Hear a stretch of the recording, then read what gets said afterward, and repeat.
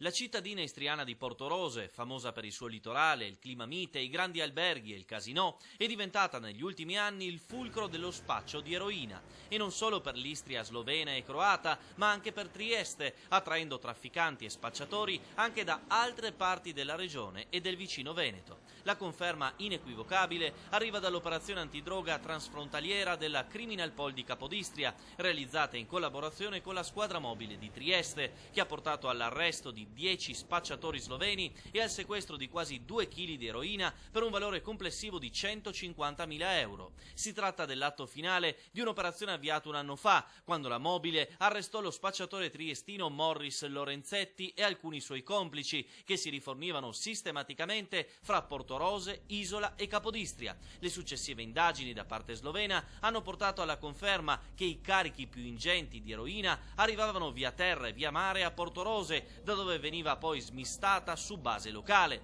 Il primo dei 10 arresti oltre confine è scattato il 21 febbraio scorso in un parcheggio nei pressi del mercato di Capodistria. In manette è finito uno spacciatore di 46 anni, trovato in possesso di 400 grammi di eroina, che stava per consegnarla ad alcuni spacciatori transfrontalieri. Nella sua abitazione sono stati rinvenuti 50.000 euro in contanti e oggetti in oro per un valore di 10.000 euro. A seguito di questo primo blitz, l'operazione ha investito tutta la filiera dello spaccio. Secondo la polizia, la droga proveniva dai Balcani, molto probabilmente dalla Bulgaria.